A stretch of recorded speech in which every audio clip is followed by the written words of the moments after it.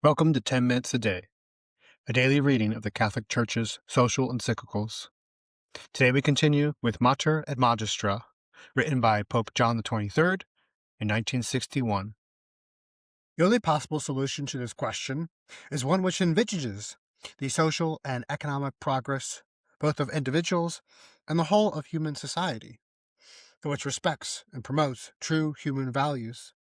First, consideration must obviously be given to those values which concern man's dignity generally and the immense worth of each individual human life. Attention must then be turned to the need for worldwide cooperation among men, with a view to a fruitful and well-regulated interchange of useful knowledge, capital, and manpower.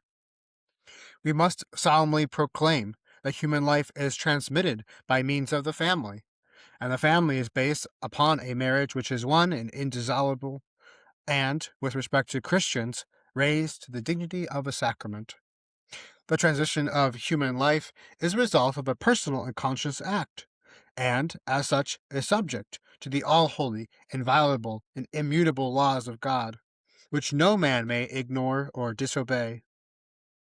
He is not therefore permitted to use certain ways and means which are allowable in the propagation of plant and animal life. Human life is sacred.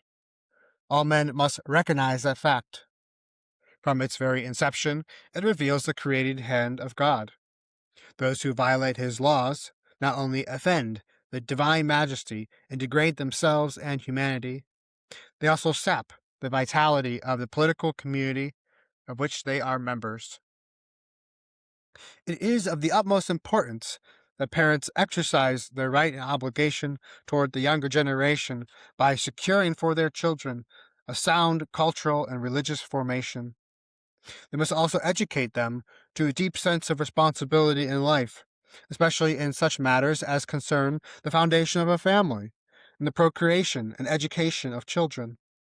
They must instill in them an unshakable confidence in divine providence and a determination to accept the inescapable sacrifices and hardships involved in so noble and important a task as the cooperation with God and the transmitting of human life and the bringing up of children.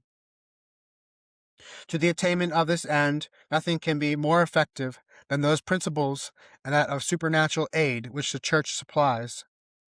On this score alone, the right of the Church to full liberty in the exercise of her mission must be recognized. Genesis relates how God gave 2 commandments to our first parents: to transmit human life, increase and multiply, and to bring nature into their service, fill the earth and subdue it. These 2 commandments are complementary. Nothing is said in the second of these commandments about destroying nature. On the contrary, it must be brought into the service of human life. We are sick at heart, therefore, when we observe the contradiction which has beguiled so much modern thinking. On the one hand, we are shown the fearful specter of want and misery which threatens to extinguish human life, and on the other hand, we find scientific discoveries, technical inventions, and economic resources being used to provide terrible instruments of ruin and death. A provident God grants sufficient means to a human race to find a dignified solution to the problems attendant upon the transmission of human life.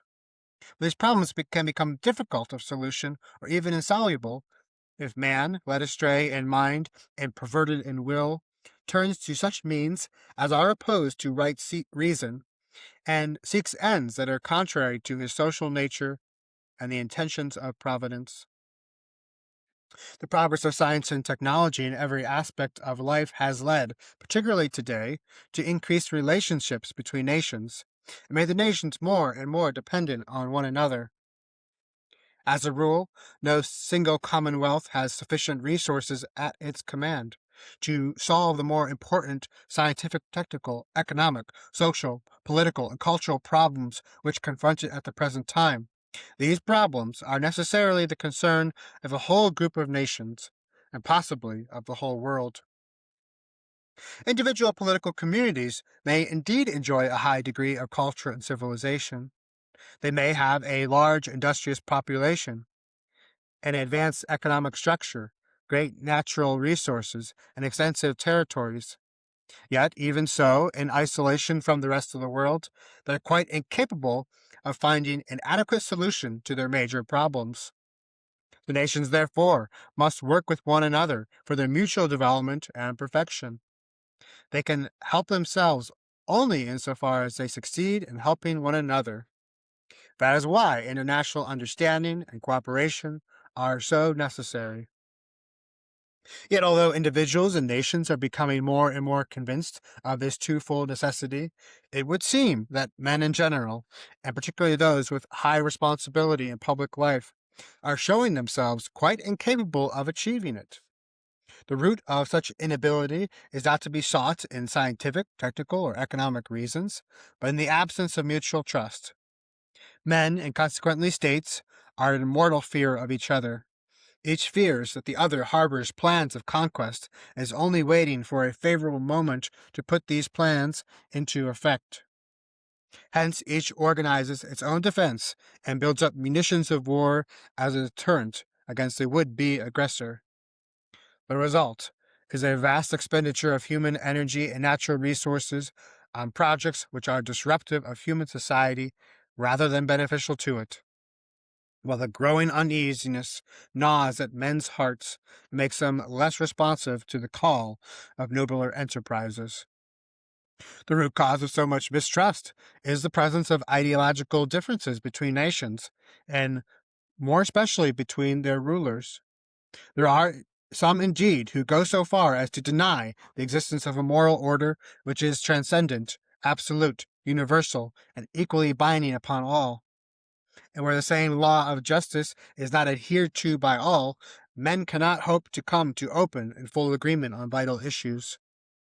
Yes, both sides speak of justice and the demands of justice, but these words frequently take on different or opposite meanings according to which side uses them. Hence, when rulers of nations appeal to justice and demands of justice, they not only disagree on terms, but often increase the tension that exists between their states. And so, the belief is engendered that if a nation is to assert its rights and pursue its own interests, there is only one way open to it, to have recourse to violence, ignoring the fact that violence is the source of the very greatest evils. Mutual trust among rulers of states cannot begin nor increase except by recognition of and respect for the moral order. But the moral order has no existence except in God. Cut off from God, it must necessarily disintegrate. Moreover, man is not just a material organism. He consists also of spirit. He's endowed with reason and freedom. He demands, therefore, a moral and religious order. And it is this order, and not considerations of a purely extraneous material order, which has the greatest validity in the solution of problems related to his life as an individual and as a member of society, and problems concerning individual states and their interrelations. It has been claimed that in an era of scientific and technical triumphs such as ours, man can well afford to rely on his own powers and construct a very good civilization without God. But the truth is that these very advances in science and technology frequently involve the whole human race in such difficulties as can only be solved in the light of a sincere faith in God, the creator and ruler of man and his world. The almost limitless horizons opened up by scientific research only go on to confirm this truth. More and more men are beginning to realize that science has so far done very little more than scratch the surface of nature and reality. There are vast hidden depths still to be explored and consequently explained. Such men are appalled when they consider how gigantic forces for good can be turned by science into engines of destruction. They realize then the supreme importance of spiritual and moral values if scientific and technical progress is to be used in the service of civilization, and not involve the whole human race in irredeemable disaster. Furthermore, the increase in sense of dissatisfaction with worldly goods, which is itself making itself felt among citizens of the wealthier nations, is rapidly destroying the treasured illusion of earthly paradise. Men, too, are becoming more and more conscious of their rights as human beings, rights which are universal and inviolable. They are aspiring to a more just and more human relations with their fellows. The effect of all this is to make the modern man more deeply aware of his own limitations, and to create in him a striving for spiritual values, all of which encourages us in the hope that individuals and nations will one day learn to unite in a spirit of sincere understanding and profitable cooperation.